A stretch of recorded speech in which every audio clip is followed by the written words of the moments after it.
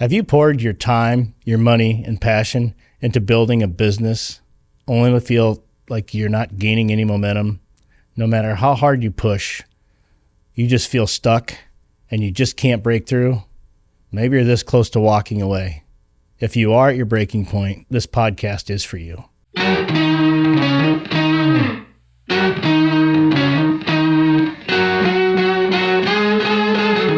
Hi, everyone, and welcome to the Nebraska Entrepreneur. I'm Steve, co-founder of Prime Secured. I didn't grow up dreaming of building a tech company. I grew up on a farm in Iowa, feeding a lot of cattle, fixing machinery with a crescent wrench and a vice grip, and watching my dad face risk and unpredictability every single day. What I didn't realize is that I was watching Entrepreneurship. I saw entrepreneurship as a big company, right? Or starting a company in a big city and selling products or services. To me, farming was feeding the world. I didn't even realize, though, it was entrepreneurship, what my dad was doing. The risks were insane. And I still don't think today people realize how risky farming is, but it is. And but it's just like being an entrepreneur, it takes courage, it takes grit, it takes just takes a lot of determination, and you got to have purpose. So by my mid-20s, I had worked for 3 different family-owned businesses. The last one was a mid-sized tech firm. On the outside, it looked like I was doing great. I had a solid paycheck, a good learning curve, but deep down, I felt stuck. There was really not a clear mission nor a sense of direction at that company. And I also knew that unless my last name wasn't on the building, I was never going to get a seat at the table.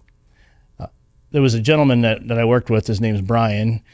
I became really close friends with him, and we started talking about business. His dad owned a fertilizer company in Iowa, and he also farmed, so we had a lot in common. And we talked about the business and the things we saw, and we saw the same cracks in the foundation. And yeah, we commiserated a little bit, but we decided, you know what, instead of just complaining, we started dreaming. And what if we ask ourselves, like, what if we built something better? What if we built a business where the people mattered, where the clients weren't just numbers, where there was purpose and growth and that could coexist? And sure enough, you know, in July of 2001, we started Prime Communications. We're realizing our dream. Starting Prime wasn't easy. We had a lot of people tell us that we were crazy. I think my own family thought I was crazy, but a lot of my coworkers and just friends were like, hey, I love the idea that you're starting a business. You guys get it off the ground and then we'll join you once it's safe, like once it's going. And we're sitting there going, hey, we're not building a lifeboat. We're building a ship, and either get on the ship now or you're not getting on at all. That didn't sit well with some people, and actually I lost some friendships over it. But I didn't care, because to me, it felt right and it was a purpose. It's not the first time I actually had been doubted. I remembered very vividly when I was a senior in high school, I had applied to Creighton University. One of the requirements was to get a letter of recommendation from the guidance counselor or whatever at school. And so I walked into his office one day and I said, hey, I applied to Creighton University. I need to get a letter of recommendation or whatever from you. And he looked at me, leaned back in his chair, just sat back and goes, Mr. Kanne, I don't think you're cut out for a 4-year university. And I'm like, what? I'm like thinking to myself, I can't believe he just said this. This guy's supposed to be helping me and he's telling me I'm not good enough. And I just kind of chuckled and I said, well, I'm going to Creighton. Can you give me the letter or not? He agreed to, and I got accepted. But again, it's like, if you want to motivate me, tell me I can't do something. Tell me something can't be done. Tell me that I'm not good enough, and it just fuels. And most entrepreneurs that I know, they have that same passion, that same fuel. So Prime starts, we're cruising along years 1 through 6. Man, we were more profitable even than we realized. We had no debt. We were paying cash for everything. We had landed some huge contracts. GE Healthcare was our biggest. We had started working with them in 2003.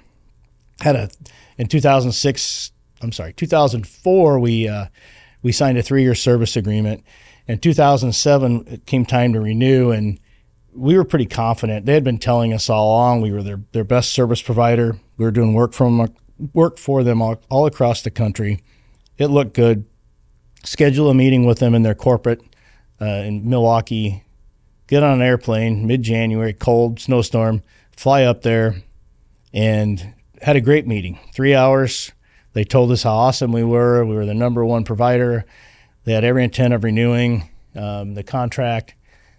Meeting gets over, we walk out, and it's weirdest thing. There was a group of people sitting in these chairs in this lobby, and they were the next meeting, and they were dressed suit, tie. My partner and I were not dressed more like this, kind of business casual, but I had this odd feeling like something just didn't feel right about it.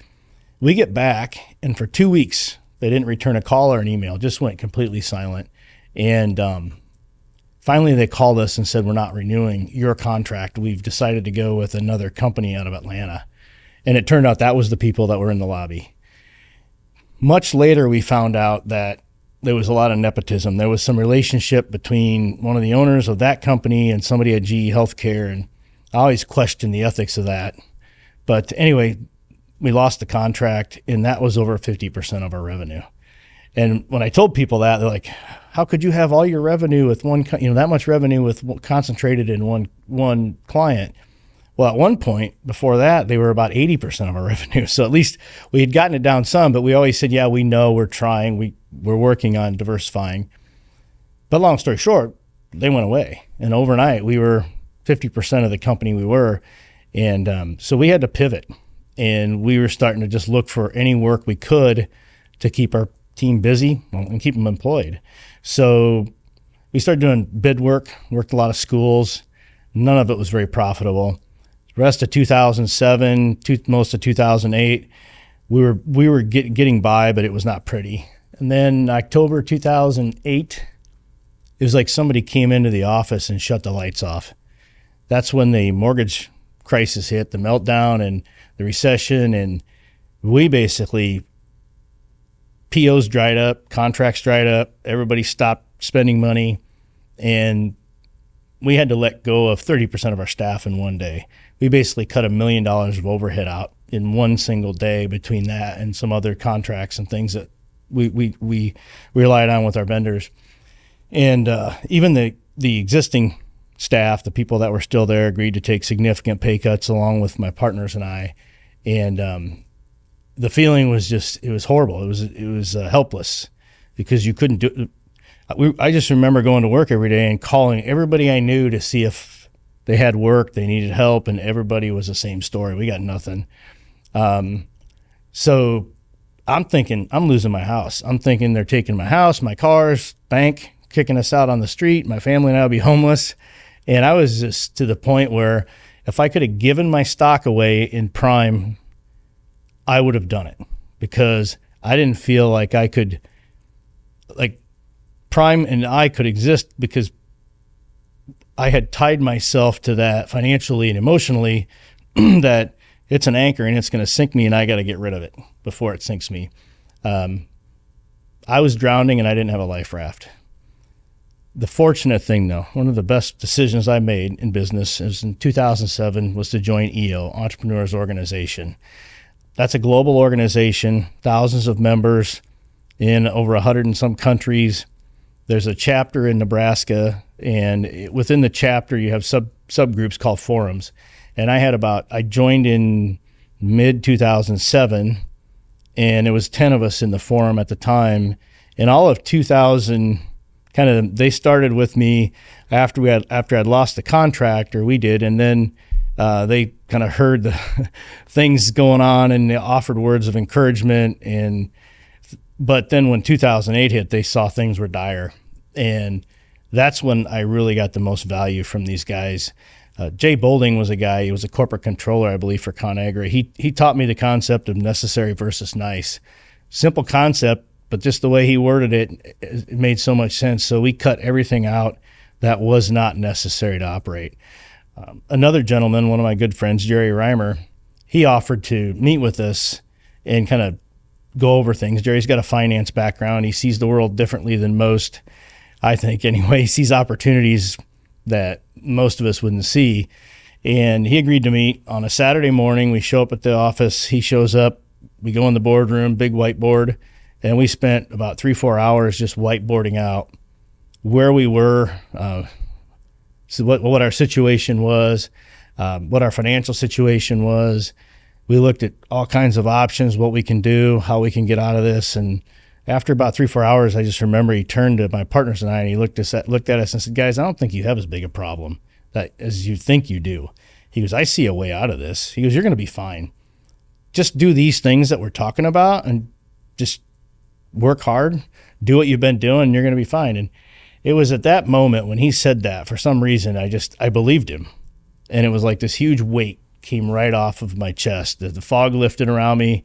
I could see clearly. And all I needed was somebody from the outside to come in and look at our business and just really go, "It isn't as bad as you think it is. And remember how you got here," which was hard work, grit, perseverance, all that stuff. And he was right. And it did work out. So we had options. We saw opportunity. So I consider a complete rebuild. I mean, but we did it differently. We built the business as though we were going to sell it. Not because we planned to sell it, but we wanted to build it that way so it taught us more discipline, more financial discipline, client diversification, all those things. But we also built it with better perspective, humility, discipline. I mean, not that we didn't before, but we were at a whole different place, and it was a whole new level for us.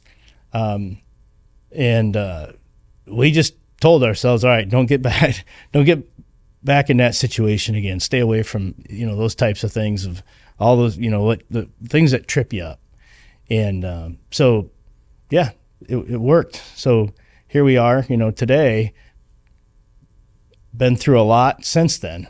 But what we learned kind of in that phase two, that 2007 to 2013, we just learned how to run our business in a much better way. And it also taught us that we could survive about anything.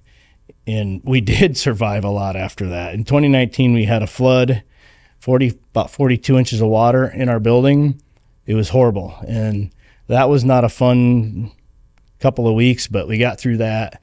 By the time COVID came around, it was nothing to me. Like, it's a big deal and I should be worried, but I wasn't, because I was confident that we were going to figure it out and get through it just fine. And we did, with very little impact to our business.